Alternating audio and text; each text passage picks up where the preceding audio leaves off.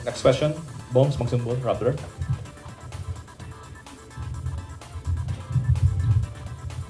Good afternoon, VP. Yes. VP, as we're speaking right now po, merong ongoing House probe. Actually, a minutes ago, former Undersecretary Gloria Mercado says you gave her envelopes containing 50,000 each from February to September 2023 when she was with HOPE, or the Health Orchestrate Positive Learning. A DepEd project, she believes it could be to influence her decision as HOPE. Your response po?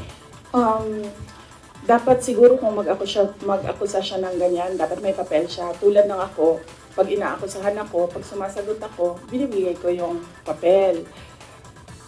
Gloria Mercado is a disgruntled former employee of the Department of Education. She was let go because of loss of trust and confidence sa Office of the Secretary.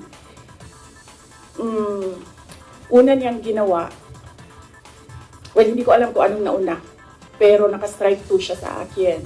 Ang una niyang ginawa, nag-solicit siya ng 16 million pesos sa isang kumpanya on paper using my name without any authorization from the Department of Education. Bibigay ni JC sa inyo mamaya yung papel. Kalagay doon. Pangalawa, noong nag-school visit ako sa Cebu, merong lumapit sa akin na teacher. Sabi niya sa akin, Inday Sara, masakit sa loob namin na mga teachers kami na nasa field. Tapos merong humahawak ng teacher items na wala dito sa aming probinsya o wala dito sa aming region. So, pinakwento ko siya. Iyon naman yung purpose ng aking mga school visits, di ba, sa iba't ibang lugar ng bansa. Sabi ko, one-on-one tayo, kwento mo lahat sa akin. And then it turned out, ang HR mismo ng Department of Education, our Undersecretary, took a teacher item from Region 7, nilagay niya sa central office for a non-teaching task. Ginawa niyang executive assistant niya. Ang apelido nun, Villar. Meron niyang paper trail. So, nung bumalik ako sa central office, tinanong ko, totoo ba na meron tayong teacher item galing sa Region 7 na nandito sa atin? Totoo daw, nasa HR. HR pa mismo ang gumawa ng parang injustice sa teachers namin sa field. So on that second point, hindi ko na pinalampas.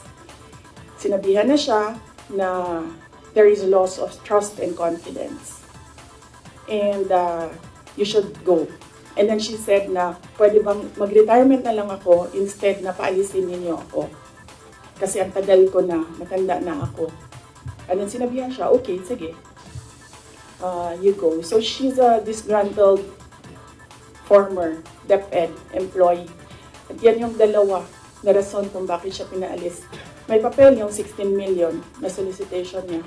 May papel yung teaching position sa Region 7 na kinuha niya. And my experience sa kanya, ayoko, factual lang ako ayaw ko atakihin yung pagkatao niya. Pero when she was HR of the Department of Education, meron kasi akong time dyan for our USEX and ASEX na hindi execom.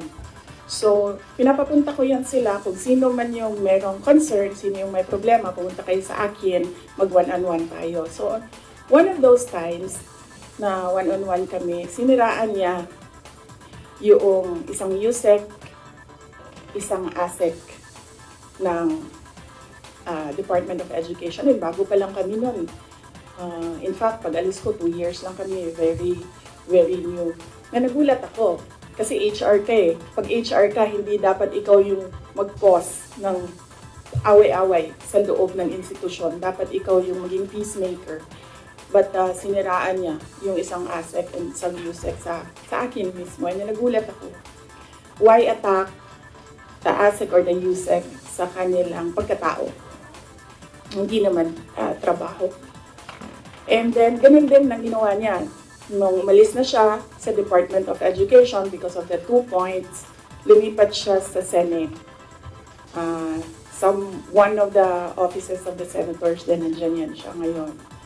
And yung isang kaibigan ko doon sa Senado, narinig namin na sige na siya atake. Inaatake niya si Michael Poa, si Reynold Monsayak, si Gerald Chan.